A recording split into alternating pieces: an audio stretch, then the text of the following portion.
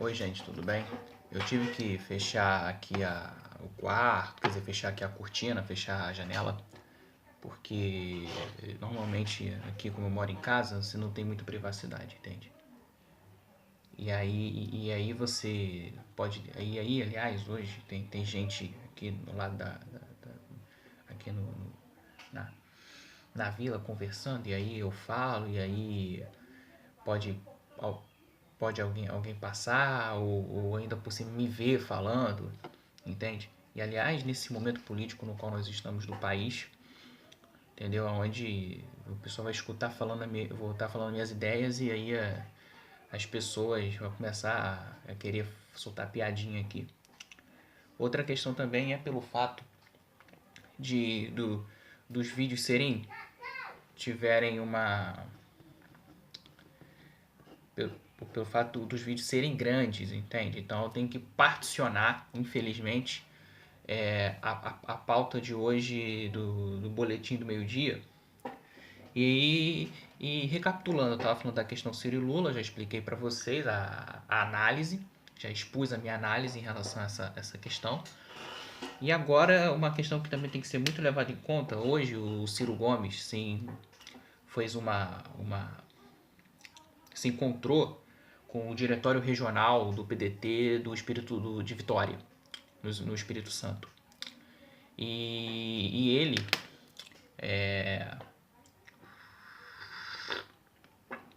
palestrou, entendeu? Expôs as suas ideias nesse encontro. E aí teve uma pessoa no grupo do Ciro que abordou uma questão muito interessante, na qual temos que analisar e discutir, que é a questão da segurança do Ciro.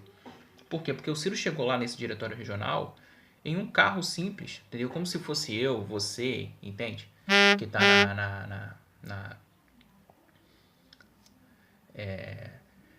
na normal, entendeu? E etc e tal.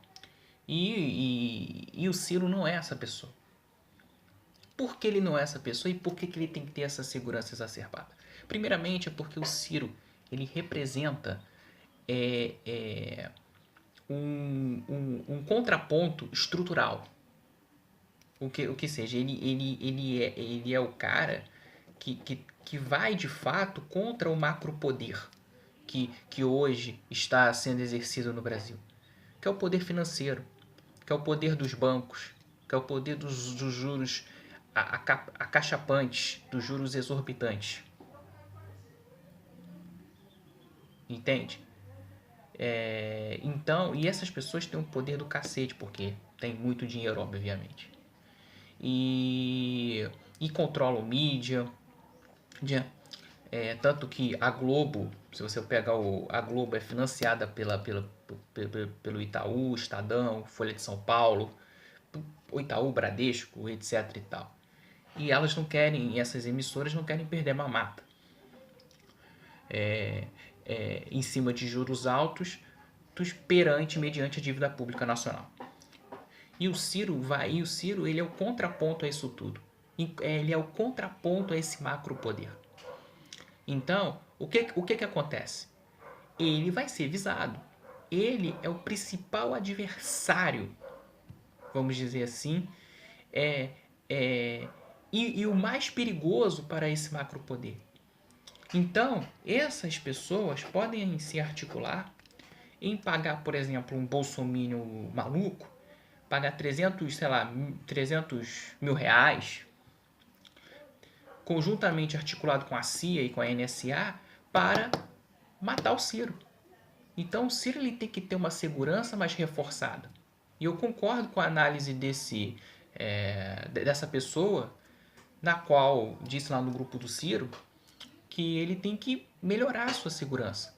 Ele não pode vir num carro como se fosse uma pessoa qualquer, como se fosse eu, como se fosse você que está me vendo aqui na live. Entendeu? Não. O Ciro ele é um representante, um contraponto a esse macro poder.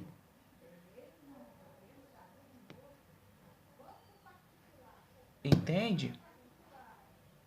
Entende? Então, se ele é esse contraponto, ele tem que tomar muito cuidado. Ele vai mexer na esfera estrutural brasileira.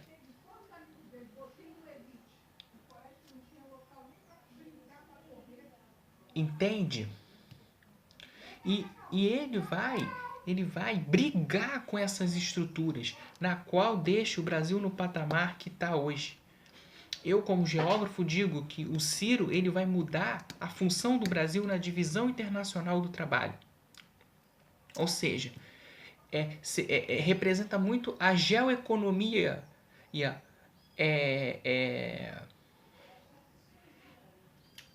quer dizer o seguinte: qual é a economia que é mais explorada naquele espaço territorial? Ou seja, qual é a economia que é mais explorada nesse espaço territorial? No mundo, a economia das commodities. O Ciro ele tem um plano de industrialização do país, de fazer com que tenha indústrias de bem de capital nacional, através de investimento em ciência e tecnologia. Entendeu? Assim fazendo com que a gente fique menos dependente do capital estrangeiro e sofrendo menos com a questão do câmbio. E assim reduzindo o índice inflacionário.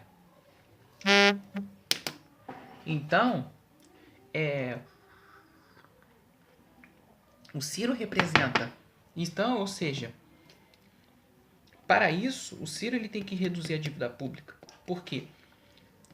Com juros altos, o empreendedor e o Estado Nacional não tem condições de realizar uma política industrial via ciência e tecnologia. Não tem condições. Por exemplo, o próprio empreendedor não vai arriscar um investimento com juros altos, porque ele sabe que tem risco de perder com esses juros altos. Tem que pagar mais devido a esses juros altos. Entendeu? E esses juros altos em si é responsável também pela inflação alta, porque você ajuda os juros altos, cria uma dívida pública absurda, e esse dinheiro que seria para a parte de educação, saúde, etc. e tal, vai para pagar a dívida pública. E com isso tem que ter um teor de imposto alto para pagar, ou para amortizar, melhor falando, reduzir o índice do endividamento. Então, o Ciro ele representa um calo no sapato dos bancos, porque ele contesta essa questão dos juros altos, essa agiotagem, porque não tem base técnico-econômica. Isso rebenta a rentabilidade dos negócios, como ele fala muito bem nas suas entrevistas e nas suas palestras. E também ele vai ser um calo para os Estados Unidos, para as nações europeias também. Para a CIA e para a NSA. Entendeu? Então, o Ciro, ele é perigosíssimo para esses entes que arrebentam o Brasil e que colocam o Brasil nessa divisão internacional do trabalho no qual está hoje. Que é apenas de montador de manufatura, mas não tem não cria a aviônica daquela manufatura. A aviônica, claro que você vai falar, Tiago, a aviônica é de avião. Sim, estou falando, o cerne da manufatura o Brasil não cria, o Brasil só monta. E exportador de commodities. Então, o Ciro, ele tem essa questão da divisão internacional do trabalho, ele vai brigar com isso indiretamente, ele briga com a CIA e com a NSA, que são muito poderosas, e com os bancos que também, não precisa nem falar, porque eu já falei isso. E esses caras têm um poder do caralho. Então, como eles têm um poder do caralho, cria-se precedentes absurdos para essas pessoas fazerem o que quiser com Ciro. Entendeu? Principalmente com Ciro sem segurança, como aconteceu no Espírito Santo hoje. Como essa pessoa lá do grupo no qual eu estou participando, do Ciro, mencionou. Então, essas pessoas são capazes de tudo. E encontra ainda um terreno fértil para realizar essas ações macabras nas quais esses três entes que eu citei podem planejar, eles vão realizar com alta preponderância. Tu acha que não? Ou tu não acha que não tem essa, que não existe essa possibilidade de acontecer uma coisa macabra como essa? Claro que tem. Aliás, com cara sem segurança, como ele foi hoje lá, parecendo que é o Zezinho da esquina. Não, ele não é o Zezinho da esquina. Ele representa um contraponto ao macro poder de fato, na essência. Então ele tem que tomar cuidado com a sua segurança. Ele, Ciro Gomes. Senão, velho, senão já era. Já era. E o Brasil não pode ter pode ficar sem um caminho, sem perspectiva se acontecer alguma coisa com o Ciro, Deus o livre. Porque não tem nenhum outro candidato que esteja bem nas pesquisas, que tenha essa visão de Brasil, que vai mudar o Brasil de patamar e vai fazer com que o Brasil se liberte das garras europeias e norte-americanas. Que sempre, e que é o cerne principal que nos deixa nessa situação que estamos hoje. Entendeu? O cerne principal é a CIA-NSA com os bancos e multinacionais estrangeiras, que sempre usam pessoas para boicotar governo a pretextos de calúnias e difamações. Entendeu? E, se você for acompanhar o processo histórico, várias vezes o Brasil teve o seu desenvolvimento socioeconômico e de soberania nacional interrompido por causa dessas pessoas. E deixando o Brasil como está hoje, num regime de alto índice de depreciação social. Como aconteceu em 64 e como aconteceu em 2016.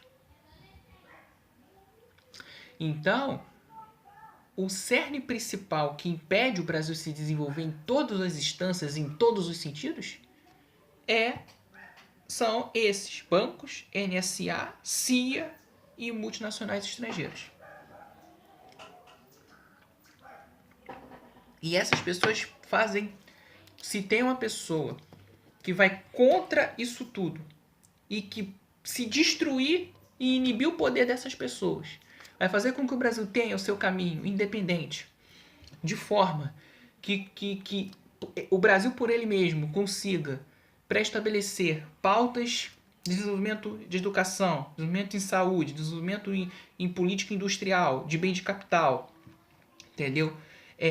Através do investimento de ciência e tecnologia, que vai fazer com que pessoas tenham cabeça para inovação e com isso criar um empreendimento relacionado a um bem de capital, por exemplo, a um tablet brasileiro. Isso é um ponto. Assim, o Brasil tendo nas suas matrizes de trabalho pessoas, a parte de gerentes e executivos dessas empresas brasileiros e cientistas e pesquisadores dessas empresas brasileiros também. Ou seja, você criando uma possibilidade de mudar o teor da mão de obra brasileira e fazendo com que essa mão de obra seja mais qualificada. E, através disto, também você realizando um processo de mobilidade social com essas pessoas. Entendeu? Por quê? Porque você vai ter maior número de pessoas que vai ter uma capacidade para realizar uma mão de obra mais refinada, logo vai ganhar melhor salário. Entendeu? Ou seja, você criar um país praticamente de técnicos altamente especializados e pesquisadores e executivos dessas empresas. Mas para isso você tem que ter desenvolvimento nacional. Entendeu? Porque não é o espontaneísmo do mercado que vai fazer isso. Você acha que para você ter uma indústria de bem de capital, por exemplo, você vai conseguir sem ajuda do BNDES? Claro que não. Sem proteção do Estado? Claro que não. Porque você acha que você pequenininho, tá, mas é tudo, tem uma indústria de bem de capital, sim, mas é pequena ainda, você tá se desenvolvendo. Se você não tiver uma política estratégica de desenvolvimento nacional, de proteção a essas indústrias, você acha que elas vão ganhar de uma Apple, de uma Samsung, que já tem mó tempão no mercado? Claro que não. Obviamente que não. Então, por isso que é necessário essa sinergia de desenvolvimento entre iniciativa privada e Estado. Entende? E é isso que a gente tem que ter para o nosso desenvolvimento. Uma sinergia entre iniciativa privada e Estado. Compreende? Coisa que o Ciro propõe. Empresas estratégicas para o desenvolvimento do país, para o desenvolvimento, como posso dizer, para o funcionamento básico do país, terão que ser estatais. Então, isso tudo, esses três questões, sinergia entre iniciativa privada e Estado. A questão das empresas estratégicas na mão do Estado, porque são os cernes básicos para o desenvolvimento, como a questão de matriz energética, petróleo e etc. Na matriz energética é petróleo, mas, por exemplo, água, energia elétrica, petróleo, que são os cernes básicos para o desenvolvimento de qualquer país, entendeu? E que são estrategicamente suntuosos em termos geopolíticos. Isso aí vai ter que ter. Essas empresas têm que ser da mão do Estado. E isso que é o Ciro, que o Ciro tá propondo. E é isso. Outra pauta que a gente tem que abordar é essa pauta da entrevista ontem do Bolsonaro. Ontem na Globo News. A entrevista do Bolsonaro na Globo News, no ponto de vista para quem tem um conhecimento mais refinado em termos sociológicos, históricos, geográficos, filosóficos e etc e tal, foi estapafúrdia. Mas perante a visão do povão, as contradições nas quais ele caiu, só percebe quem tem esse refinamento de conhecimento. Coisa que o povão não tem. Então, para o povão em si, ele foi na mesma. Foi a mesma. Vamos dizer assim. Foi na mesma. Entende? Então, como ele foi aquilo que sempre foi pro povão. Então, eu acho que ele na entrevista, em termos de se ele foi bem, se ele foi mal, eu acho que ele foi aquilo mesmo, entende? Eu acho que também ele não conseguiu arcar mais votos com aquela entrevista, então ele ficou na mesma. Não conseguiu arcar mais votos, então aquela entrevista, na minha visão, foi neutra. Ele não saiu ganhando, mas também não saiu perdendo. Entendeu? Ele ficou no 0-0. Eu acho que ele poderia ter saído perdendo. O problema é que os entrevistadores são muito fracos. São muito fracos. Ou seja, eles não fizeram a situação de réplica e tréplica. Eles ficaram, não, o Bolsonaro, você fez isso. Não, só que lá. Tá, mas eles não contestavam se sei que lá do Bolsonaro.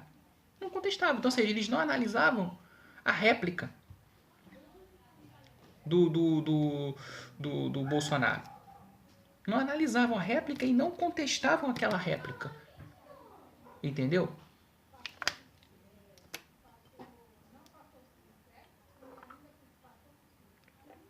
Entende?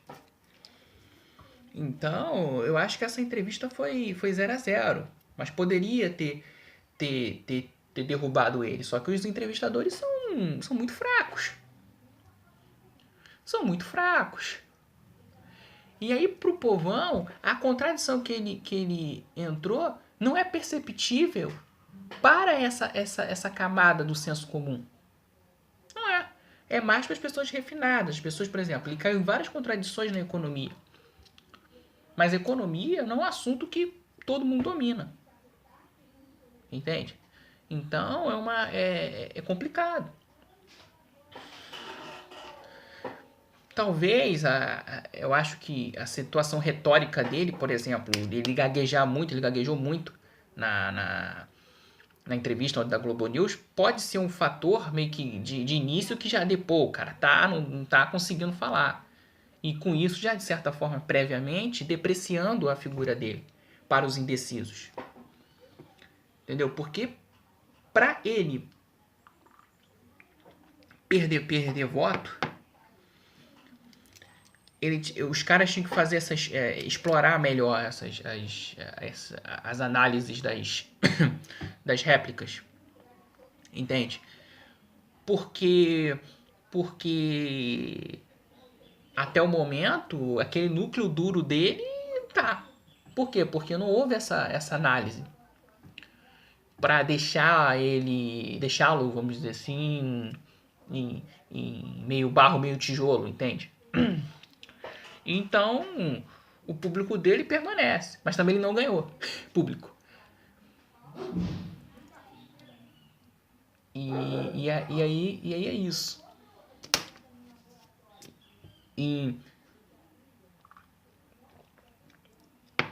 em relação à questão no final da entrevista, que a Miriam Leitão teve que falar um editorial de que não tinha apoiado o golpe de 64 e etc e tal. Ela lendo, ela ouvindo no ponto e falando pausadamente, sem ter analisado e guardado de fato o que era para falar em relação a essa questão do editorial, meio que fez com que ele meio que se sobressaísse um pouco. Mas eu acho que isso não foi... Só abriu precedente para o núcleo duro dele promover a figura dele. Só isso. Mas eu acho que vai ser mais uma questão de querer obviamente, como eu já falei, promover, do que em si uma questão, porra, cara, o Bolsonaro foi foda, pô, ele falou uma coisa inovadora. Não, ele falou aquilo, e aquilo ali do editorial de 64, muita gente não tem essa percepção também. Entende? Então, foi mais para fazer o frenesi dos eleitorezinhos dele. Pronto. E assim ter o que promover, mas promover em cima de inovação, de coisa do tipo, pô, ele falou um negócio interessante. Não vai poder inovar nesse sentido. E que seria o sentido preponderante para conquistar os indecisos. E é isso. Agora,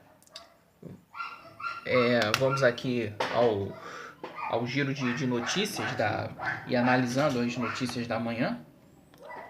Da manhã, quer dizer, já tarde já, que já são 12h38. Vamos lá.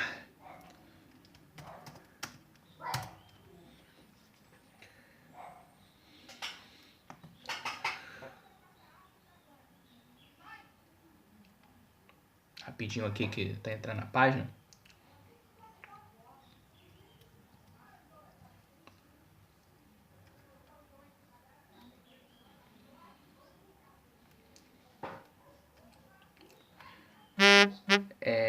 Falando ainda do Bolsonaro, tá aqui escrito que a Janaína Pascoal recusa convite para ser vice na chapa de Bolsonaro. Tava claro isso. Quando ela foi naquela convenção do PSL e disse que era a favor do aborto e etc e tal, para eleitor do Bolsonaro, por núcleo duro, isso aí é quase uma morte, você falar que é a favor do aborto. Então, claramente, para o candidato não cair em contradição,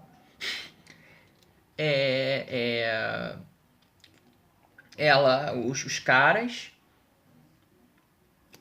quer dizer, para o candidato não cair em contradição, e ela também se vendo que aquele contexto não era para ela, porque ela é a favor do aborto, por exemplo, ela, Janaína Pascoal, a golpista, desistiu da candidatura.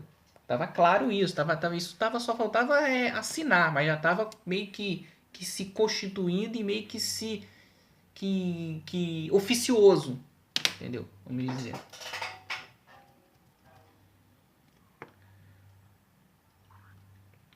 Outra notícia aqui tá aqui. PT lança hoje candidatura de Lula. É aquilo que eu tinha falado lá antes na questão Ciro e Lula. O PT, pelo seu egocentrismo, vai insistir em fazer isso e com isso ferrar a candidatura do Ciro. Por quê? Porque o TSE pode vir, etc e tal, caçar a candidatura, tudo bem. Mas a questão é o seguinte, até que ponto ele vai ficar na cédula? Até que ponto ele vai ficar na campanha? Entende? Essa que é a questão. Porque sem o Lula, o Ciro ele cresce. Com o Lula, o Ciro fica com 6%. E se o Lula ficar até não sei as tantas, para o Ciro sair daqueles 6% quando o Lula tá, para ir para o segundo turno, vai ficar difícil. Entende? Porque o pessoal ele vai olhar, tá o Lula ali, tá o Lula ali na candidatura, caraca, sei que lá, gosto, tal. Então,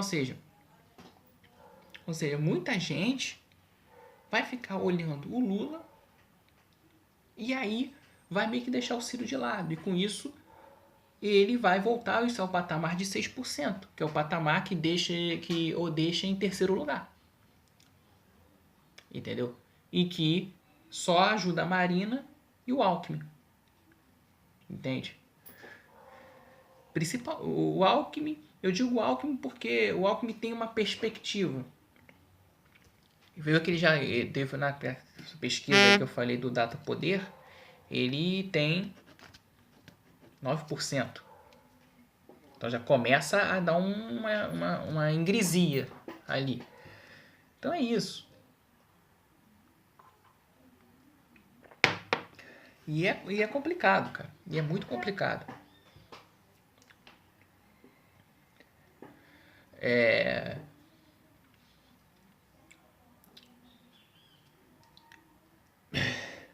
A outra notícia que tem aqui é aquilo que eu tava falando tem até a ver com aquela questão da dívida pública, de juros exorbitantes, que estrangula o investimento público e o investimento industrial, o investimento de políticas públicas para a indústria, entendeu? E etc e tal, que é a questão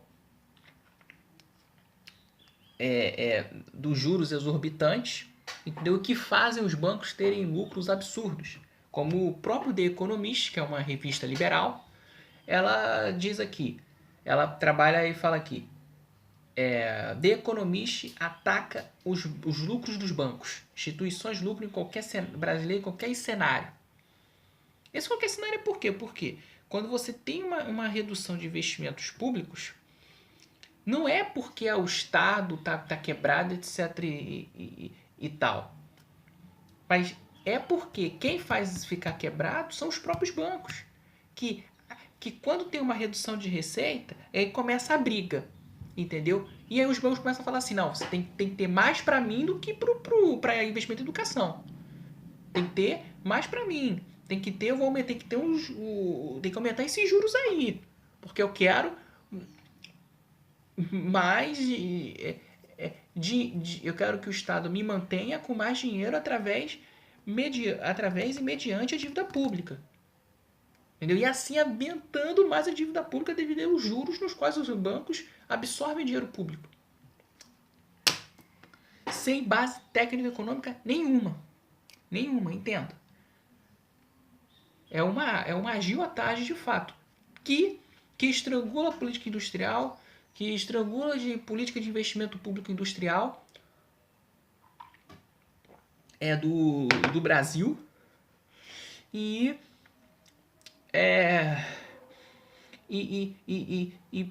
esteriliza e pulveriza a soberania nacional e o Estado Nacional brasileiro. E deixa o Brasil, através dessa pulverização do Estado Nacional, em uma situação de um regime de alto nível de depreciação social. Então, até o The Economist, que é liberal, ataca os bancos. O lucro dos bancos.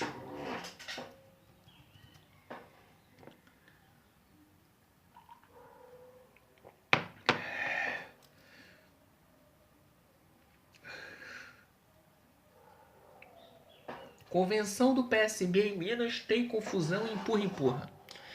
Essa confusão empurra-empurra é aquela questão. Pimentel é o governador de Minas Gerais. O Márcio Lacerda quer ser também candidato a governador. Só que tem essa ingresia da aliança PT e PSB a nível nacional. Entendeu? Só que tem núcleos regionais. No caso de Minas, o PSB, e no caso de Pernambuco, o PT, não querem fazer essa aliança. Só que o nacional quer a aliança. Então você tem essa ingresia, entendeu? Esse acirramento de ânimos, entendeu? Em relação a essa questão.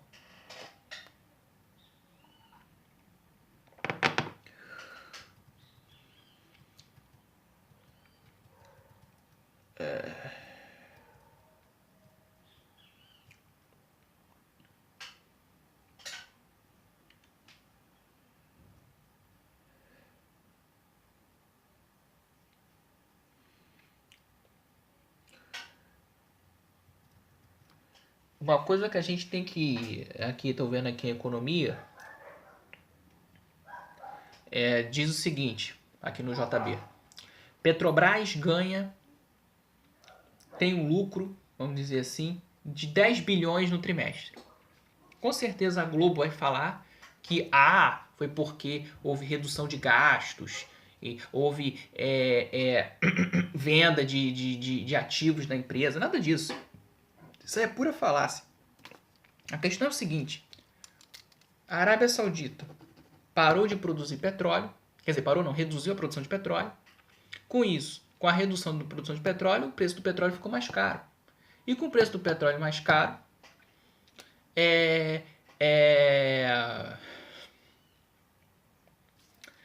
fez com que a Petrobras aumentasse os seus rendimentos. E outra questão também é a relação do... Como posso dizer? O dólar também. O dólar também está tá caro. Então, o que acontece? Como o dólar tá 4-1 e também a Arábia Saudita parou de fazer dumping, o preço do petróleo ficou mais caro devido a esses dois fatores. E com isso, a Petrobras lucrou mais. Então, mas foi por causa disso. Foi por causa do quê? Da questão da Arábia Saudita e da questão do câmbio.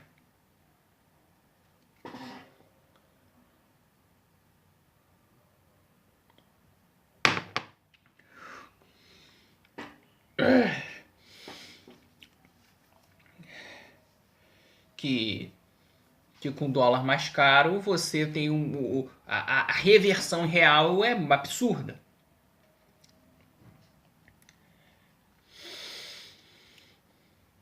E temos que entender que essa questão dólar e real tá menor a proporção mais ainda, quer dizer, maior a proporção, desculpe, de diferencial, por causa que você está tendo redução do investimento nacional.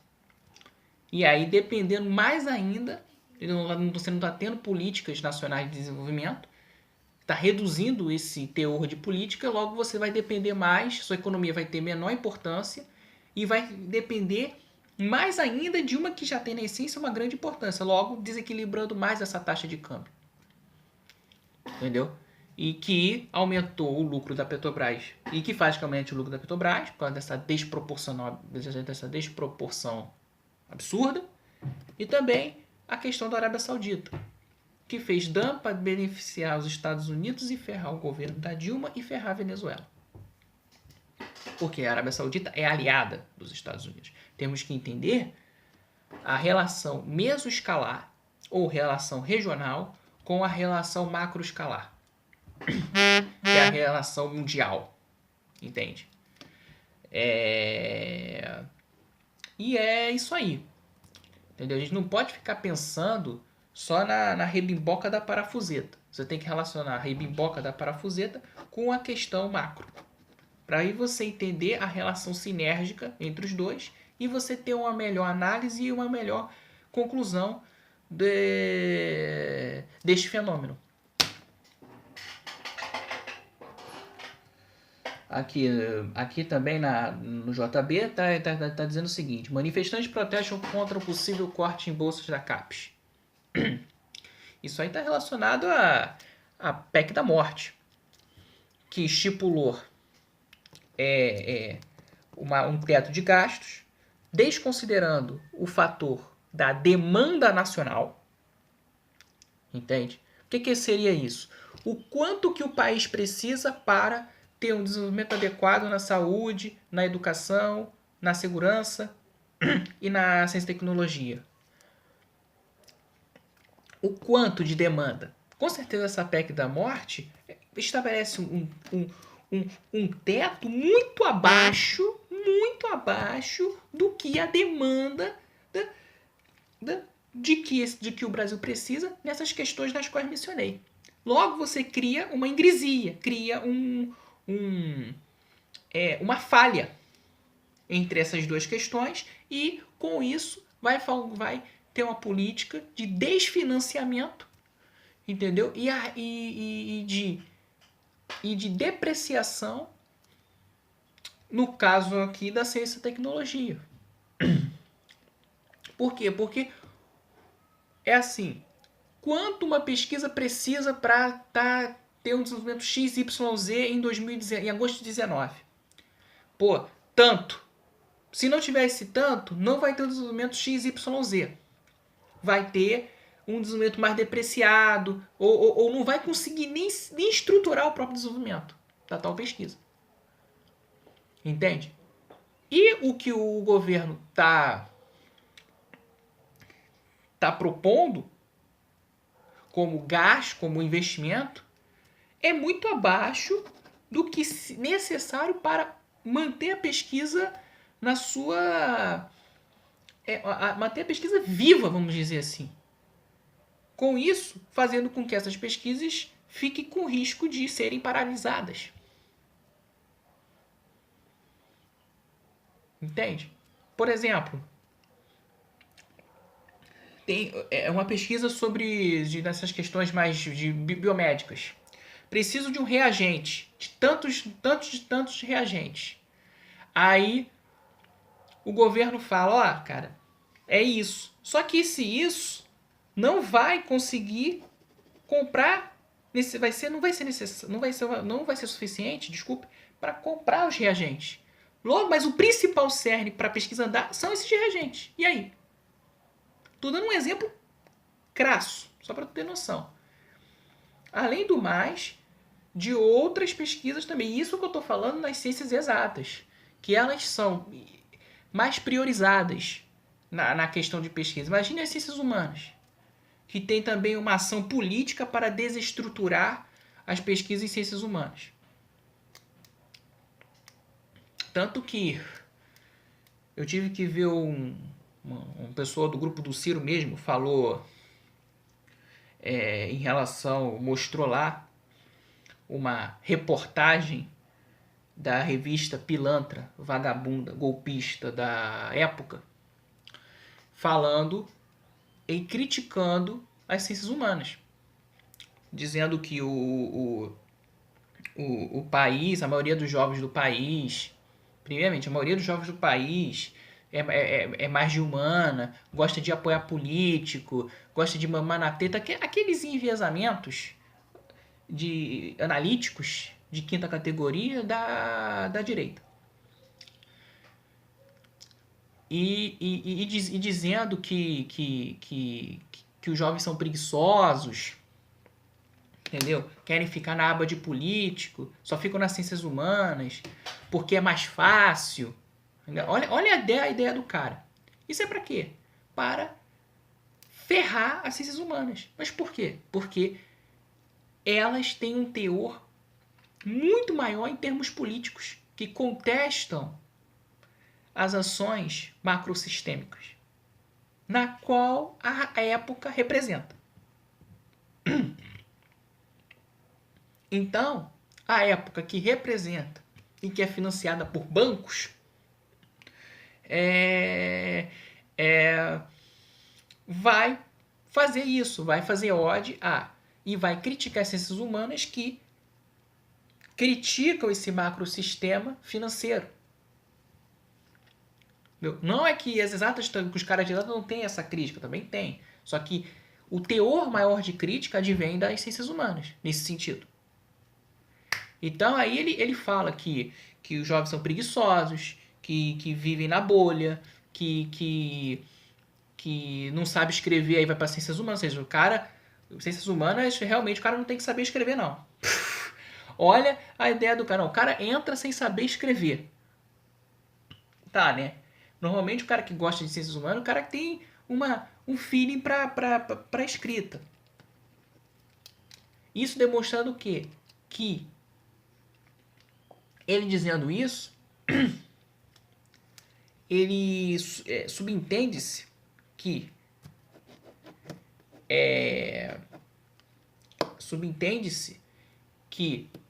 como as ciências humanas você tem uma comunidade, os alunos com menor poder aquisitivo, ele já fala que não, o cara não sabe nada não, o cara é burro pra cacete, não sabe nem escrever. Então, seja, subentendidamente também ele está ali contra as cotas. Compreende? O cara é com aquela análise ainda enviesada da sua tia-avó que acha que o cara faz ciências humanas porque é fácil. Entendeu? E não é porque o cara gosta. Entende? Aquela análise também enviesada de que, não, você tem que fazer o que é da grana.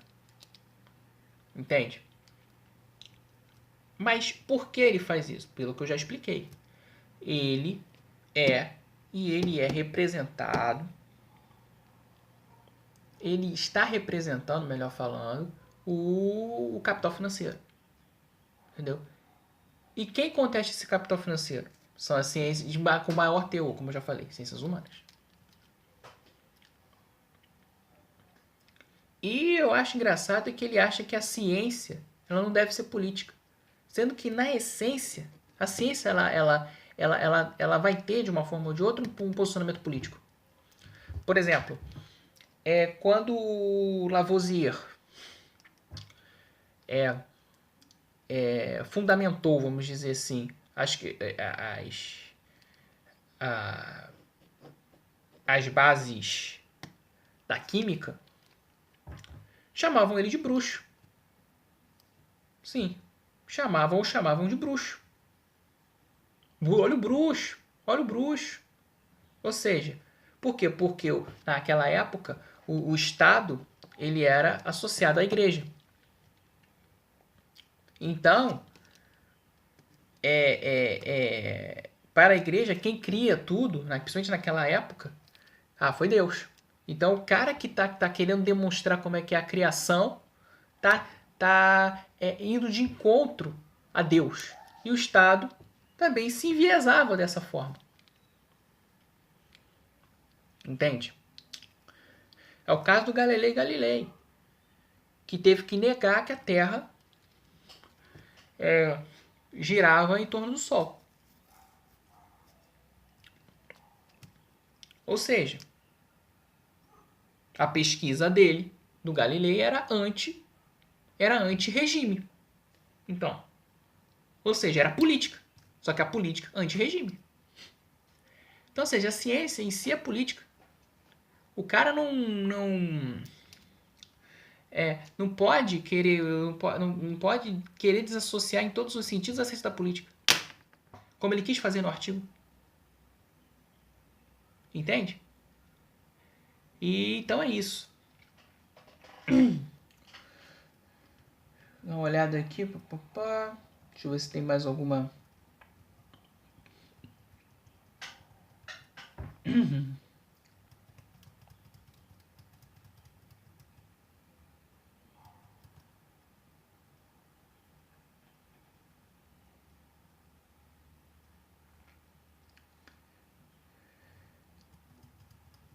Gente, por enquanto a análise das notícias de hoje, essas questões que foram postuladas,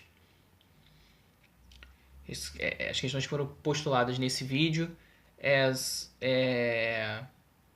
são o que até agora se tem para comentar. Amanhã eu vou rever ver o que tem aqui no JB, rever como é que tá quais são os fatos novos em relação às questões políticas, econômicas e filosóficas que vão ocorrer no início da manhã de amanhã ou no final durante a tarde de hoje e a noite de hoje. E caso tenha uma questão muito relevante, pesada, assim, eu faço um vídeo amanhã falando, comentando e analisando. E então é isso aí, gente. Uma boa tarde a todos e até amanhã.